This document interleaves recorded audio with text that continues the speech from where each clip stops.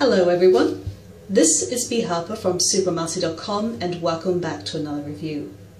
Today I'm going to be looking at Batman Under the Red Hood, directed by Brandon Vietti and composed by Christopher Drake. Now, why did I mention Christopher Drake? Well, it turns out that he would later score Batman Arkham Origins the game, which for my money has one of the best superhero game soundtracks in recent years. I'm just saying. Alright, so as many of you may be aware, Batman Under the Red Hood takes place, across a couple of storylines, namely being Death in the Family. By this point, the first person to have fallen victim to the Joker one way or another is Barbara Gordon, who had been shot by the Joker and paralysed. Then, in a double whammy, the Joker takes out Robin, who by this point is being played by Jason Todd. Now, Jason Todd wasn't as well received as Dick Grayson was as Robin, because, he was made to be intentionally different to Dick Grayson, because for my money, it would have been boring if they just made Jason Todd yet another type of Dick Grayson figure. So Jason Todd has been a bit of a mischievous little shit, shall we say. And eventually he is captured by the Joker and supposedly tortured to death. The first scene of this movie has the Joker beating up on the young teenage Jason Todd in his Robin outfit, with a crowbar, no less. And even though there is nothing particularly bloody about it, it's all in the sound effects, man. Can you imagine being beat to death by a crowbar? Ooh. So, I'm sorry, I got myself a little bit wrapped up in the violence there. Continuing here. So, as most of you may be aware, Jason Todd supposedly dies at the hands of the Joker, but he comes back with the assistance of being submerged in the Lazarus pit, that's owned by Ra's al Ghul. So Jason Todd comes back as the Red Hood. And the Red Hood is somewhat of a legacy in the criminal underworld. The Joker was once the Red Hood. Now, what the Red Hood is all about is just that he works in the name of criminal syndicates. He's kind of like the wild card, if you will. But when Jason Todd assumes the mantle, he doesn't work for anybody. He is his own sort of entity, if you will. So how he works is that even though Jason Todd was trained by Batman and all the sorts of criminal solving techniques and fighting and everything like that, he uses his skills to sort of alter the criminal underworld. So you have Batman, who is the undisputed good, right? He works in the name of altruism and refuses to kill. The way he figures it, if he kills somebody, he is no better than the criminals he hunts down. And then you have organised type of crime, Black Mask. Black Mask is in this movie, and he's one of the best parts of it. He just gets all the really great lines. But in addition to that, you have the Red Hood. What the Red Hood will do is that he will take over, say, a drug syndicate, and he will say, you will give most of your percentage to me, but I will grant you protection. And also, he makes the rule that they can sell to whoever they want, but they're not permitted to sell to children. So he kind of, alters the criminal underworld to suit his version of justice. And then, of course, you have the chaotic evil sort of crime angle, and that being the Joker, who doesn't care about rules, who doesn't care about organisation, he just goes out and does whatever the hell he wants. And that's one of the huge crucial themes in this movie. There are degrees of what is acceptable, of what is sort of expected of the people. So you have Batman, who works in the interest of absolute good. Then you have the Red Hood, who isn't afraid to sort of stoop to lower measures, but the way he sees it, he's actually improving the city with his efforts. And then you have the Joker, who just destroys stuff. So yeah. Going to the cast here, you have Jensen Ackles voicing Jason Todd, aka the Red Hood.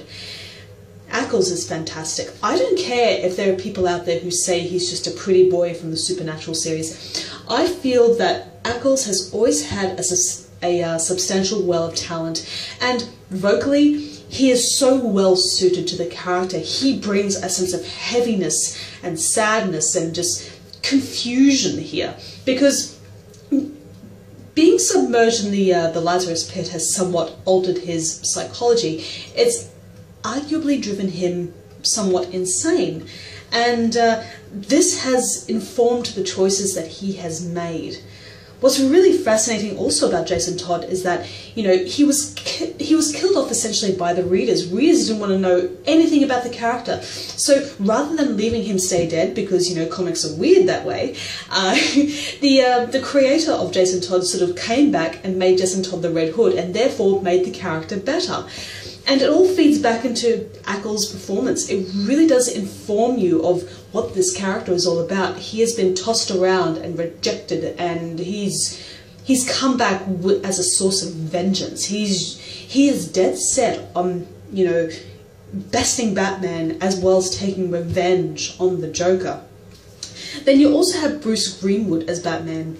Pretty damn good performance, if I do say so. No, he's not Kevin Conroy, but, you know, if you're expecting Kevin Conroy in every single DC animated movie, you're kind of doing yourself a disservice. Greenwood brings that sort of lower register, and by this point, Batman has seen stuff, he's done stuff, and at this point, the death of Jason Todd, or rather, the presumed death of Jason Todd, is one of his greatest failures, the way he sees it. And when Jason Todd comes back into his life as the Red Hood, he still counts this as a failure, because Jason Todd has pretty much broken the crucial tenets that Batman lives for. And it's a really fascinating dynamic between them. There's this fantastic scene towards the end of the movie of which Red Hood, Jason Todd, has kidnapped the Joker. And what he plans to do is to beat Joker to death with a crowbar, the same way the Joker did to him. And he wants Batman there to see it. And he also demands that Batman, you know, make a choice here. He says that, you know, Bruce, I forgive you for not coming back to me, for not saving me, but why are you letting the Joker live? Why are you letting the Joker still roam this earth as an alive, you know, barely human being, rather than taking revenge on me, rather than, you know, avenging my death, because, you know, I was your student, I was your friend, and yet you value the Joker's life more over mine. Like, how does that work? It's a fantastic sequence. Oh, and John DiMaggio, aka Bender from Futurama, is the Joker. I don't care what anybody says. Joe DiMaggio brings the major psychotic tendencies of this character. He's not the cackling hyena that Mark Hamill was, but he's not the total sort of, you know, downright gritty crime lord or anarchist that, you know, Heath Ledger's Joker was. He's kind of like in between there, and he's not necessarily the most sort of over-the-top character, but that's what I like about it. He is a psychopath, and that opening scene with him beating Jason Todd to death is just, oh, he's completely enjoying himself with it. You can swear he's getting a hard-on from doing this. Well, of course, it doesn't show you anything like that, but you get the notion that beating this kid is giving him so much pleasure. And he's more than a rabid dog. He's just... he's the Joker. And Neil Patrick Harris comes in as Nightwing. NPH is just a really charming actor, and he sort of imbues Nightwing with the same sort of wit that, you know, Robin had, because Robin, you know, Dick Grayson is perhaps the undisputed Robin. He's the Robin that most of us will remember, and he is a success story for Batman. So while Red Hood is the failure of Batman, Nightwing is the triumph of Batman. He may not be in the movie a lot, but Neil Patrick Harris is pretty cool as Nightwing. He gets a couple of really good lines in this movie. It's very charming to watch.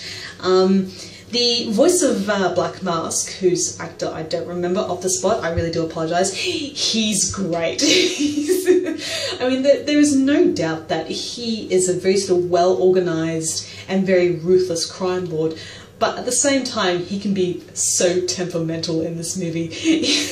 One of his best lines is, in regards to the Red Hood, he's like, when he comes back, I expect a party, and by party, I mean for you to kill him, a lot, or something along those lines. It's a Black Mask in this movie. I want to adopt him. But yeah, this entire movie is excessively truncated because it's based off a couple of comic book stories in a row.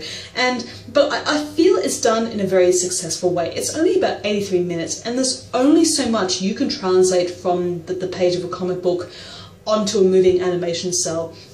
And for the most part, it does incredibly well. There are a couple of weak points in the movie, that being the appearance of Ra's al Ghul.